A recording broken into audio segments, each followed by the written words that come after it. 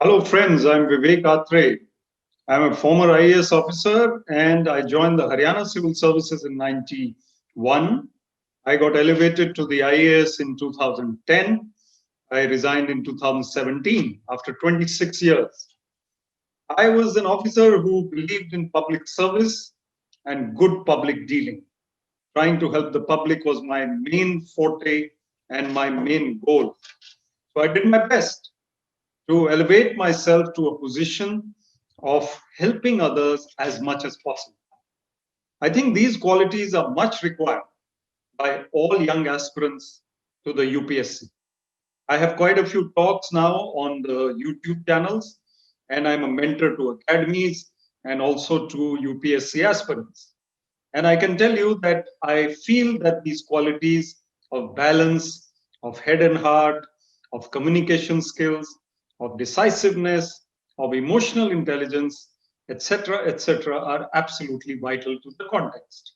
If you are preparing for the UPSC, then this is a good opportunity for you to hear from the best and to hear from the experts.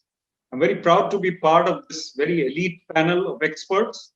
And I'm sure that you will find in these 700 questions and answers which are being put together, all the answers that you need to attempt the main exam of the UPSC competition.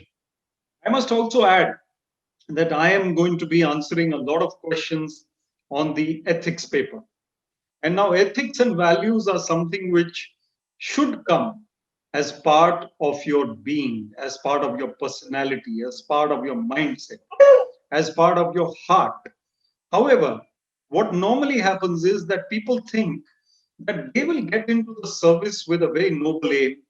And over the years, what happens is that things start deteriorating in their minds, which means that they start adopting tendencies I have seen in many people which are undesirable. The lure of power, status, and even corruption makes them unsuitable for public service. And this happens to them not because they are hell bent upon it, but because they see things happening around them. What is to be done is to ensure that you are able to retain your balance, calmness, and integrity despite whatever is happening around you.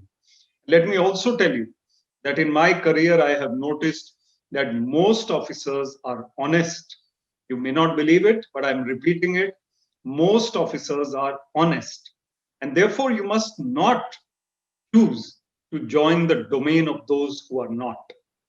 The ethics paper or exam requires common sense, requires quality of head and heart, requires good expression, writing skills, oral skills. That means if you are able to write well in the main exam, then you have to carry that form into the personality test with your oral skills later. Preparation is the key, practice is the key, qualities of head and heart and presence of mind are the key. Because the exam is not about knowledge, about information, about remembering some facts and figures. This particular exam is about your quick thinking, integrity related thought process. That means you are going to be able to answer questions with common sense, with the right approach, with integrity, with values. If you are able to do that, you carry that ethical value within you. That means you are that. It's not that you're putting on an act. You are an ethical person. You will do very well in this exam. And that is something which you must ensure. If someone is giving you the wrong ideas, I repeat, don't go for that. Public service is your aim. And if you do public service with diligence, with integrity, you will get a name for yourself and your family. I can assure you that.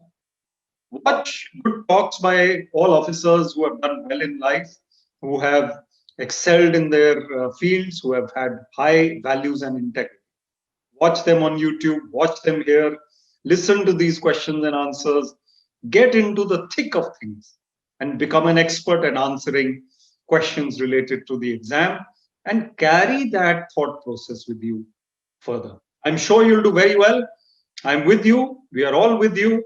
And we will make sure that you do your very best Let's join this journey then, and see you soon.